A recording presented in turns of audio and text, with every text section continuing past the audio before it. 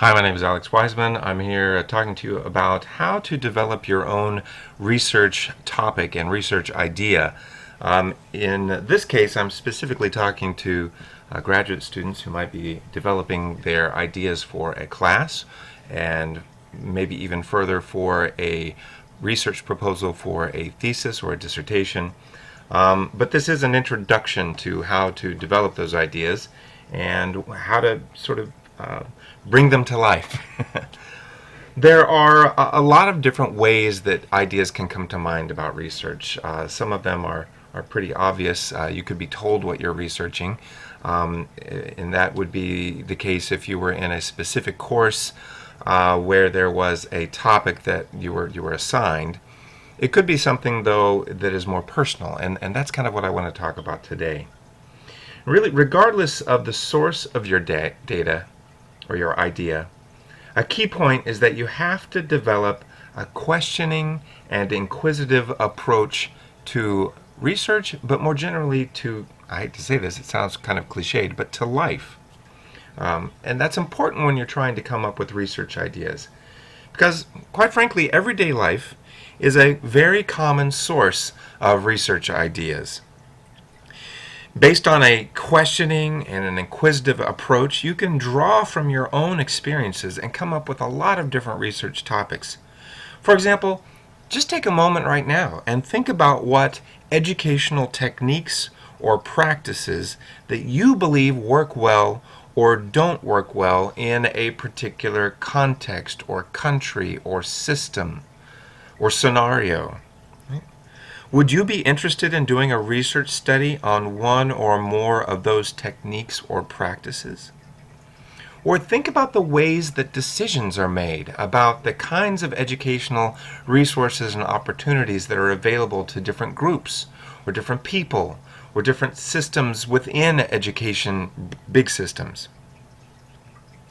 Another source of research ideas is practical issues. Think about some of the current problems facing education, such as the problems that face administrators or teachers or students or parents or community members or policymakers. What research topics do you think can address some of those current problems? You also might want to think about the theory and what your theory is, what your explanation is for a particular issue. So, for example, I think I've emphasized with people that I've talked to earlier that having a conceptual or a theoretical framework for the work that you do is especially important for developing yourself into a very strong, very competent researcher. Because whether you want to admit it or not, most people, I'm going to go out on a limb and say all people, have some sort of an explanation. When push comes to shove, an explanation can be found. It might be an incorrect explanation, it might be a partial explanation, it might be a vague explanation, but some explanation will be there for whatever phenomenon we're talking about. Now, perhaps you want to think about a particular theoretical framework and use that as a way to develop your research ideas. So, for example, you might have a framework or a conceptual way of looking at how education has spread worldwide that has in it a very strong power and dominance component. You think that it is strong groups with power who reproduce inequalities by spreading an educational system that advantages those dominant groups worldwide. Or you might take a different approach and say that it's remarkable how education has spread worldwide in ways that don't vary as much as one might expect given the variation in geography, in culture, in social tradition, in language, etc. Well, you could use either one of those theoretical perspectives and develop a research idea out of that. Finally, past research. Past research can perhaps be the most important source of research ideas because a lot of times researchers, when they publish their work, will actually conclude their reports or their articles or their chapters or their books or whatever they're writing with a section detailing their suggestions for further research to investigate whatever phenomenon it is further. Take a look at those. Take a look at what they say. Take a look at how they're recommending that whatever idea it is be further investigated, because I think that you might be able to find some publications that are close to the topics you're interested in, and then you could see what other people are recommending in terms of future research for them. So how can prior studies provide ideas for new studies? Whenever you read a research piece, article or chapter, book, whatever, it's helpful for you to think about how that study can give you ideas for your own research topic and proposal. For example, replication. You might decide that you want to repeat a study to see whether you can replicate the results because you think the author's results have significant educational importance and you want to verify them. That's a really important thing to do when you're thinking of research topic.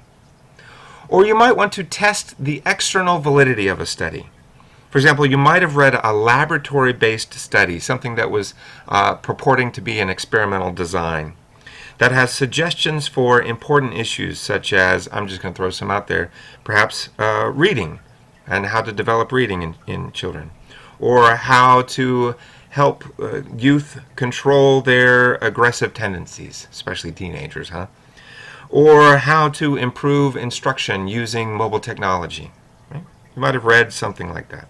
And you want to find out whether those experimental, and I'm using air quotes here, experimental methods tested would work equally well in a real-world scenario, like an actual classroom or school or community.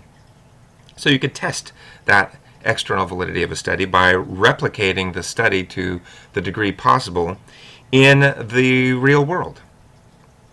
Or you might improve a study's internal validity. You might read a study and realize that it didn't control for one or more of the important variables that it should have controlled for, and that the lack of control of these variables leads to an ambiguous interpretation of the results. Well, that can be a really important way to go then in thinking about how you might improve a study's internal validity. You can do a study that replicates to some degree what was done before, but now you're including those important variables and able to move forward that way. You might be able to reconcile conflicting results. I'll give you an example from my own work. I have done in the past more than now, but I've done quite a bit of work on the impact that school principals have on student achievement. And there really are two camps of research out there. Both camps recognize that principals have more of an indirect effect on student achievement than a direct effect. But there's one group that argues very strongly that the evidence shows that students are positively and significantly impacted by principal activities when it comes to student achievement. And there's another camp that says the opposite, that says that principals don't have any impact on student achievement because there's never a direct relationship, and so they can't have any stronger effect than any of the other extraneous variables going on at any one time. So we have a conflict in results. We have a conflict in the conversation that the research community is having about that. You could do you could propose a research study where you are testing each of those conclusions, each of those results from previous research. I've already talked about looking at suggestions for future research that are literally published in articles and chapters and books and things like that. And you also might look at other theses and dissertations. Theses and dissertations, if they are on a topic that is close to your idea or is of interest to you, they also will often have these suggestions for future research at the end of them. But often theses and dissertations ask more questions than they answer. And so taking a look at some of the additional questions that were posed before they narrowed down and actually focused on the question that they were going to answer can be a great way to get ideas for your new study. Now, what are some ideas that can't be researched empirically? So remember, empirical research is research that is based on the collection of observable data. Right? Empirical research is based on the collection of observable data. It cannot provide answers to ultimate, metaphysical, or ethical questions. What is the meaning of life? I don't know. I can hazard a guess, but empirically I can't measure that. Or, is it right to lie?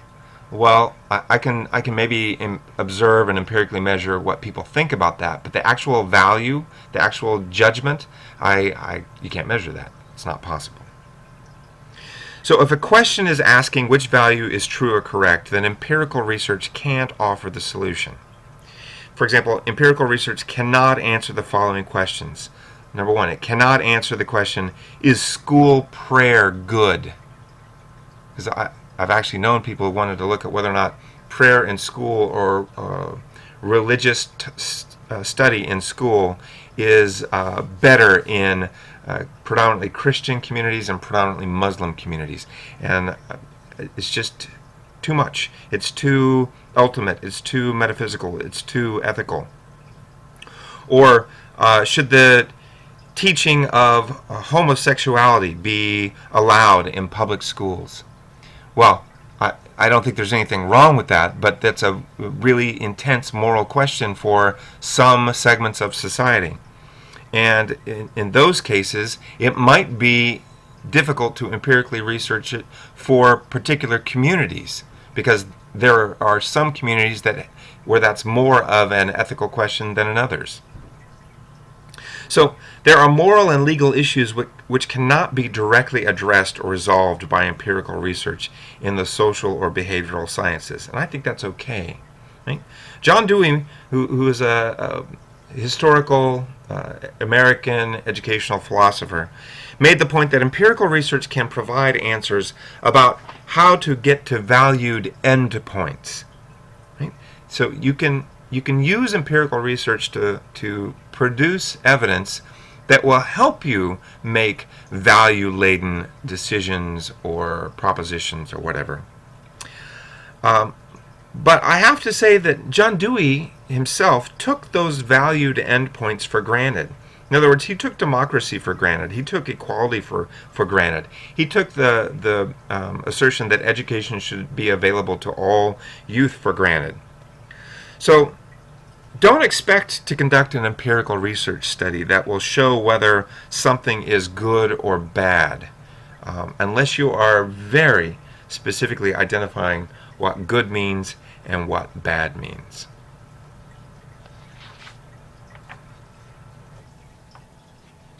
So after you've identified your research idea, and I've given you some suggestions for how to do that, you want to identify a general problem that sounds interesting to you. So the next step is to become familiar with the published information on your topic. And to do that, you need to conduct a literature review. Conducting a literature review is going to help you to see if your topic has already been researched. If somebody else has already done the definitive study on whatever your topic is, then why don't you just use their study, unless you're trying to replicate it in some meaningful way. Or a literature review can help you see how you might need to revise your research idea, because it might provide some ideas about where the chinks are, or the gaps are, or the missing components are. It might show methodological techniques and problems that are specific to your research problem that will help you in designing a study. You want to know how to measure perceptions about mathematics competency? There's probably another study that has tried to measure that somewhere. How did they do it? This will help you think about how you're going to approach your problem. And most importantly, after conducting a thorough literature review, your specific research questions and hypotheses should become much more clear to you. You should have a much better idea of what you're doing. So a review of the literature is something that happens right at the beginning. As soon as you have an inkling of your idea, you need to begin looking at the published information, the published empirical research on your topic. for all of these reasons, but specifically so that you can continue to clarify your research questions and hypotheses. Now, you need to be a critical consumer of the literature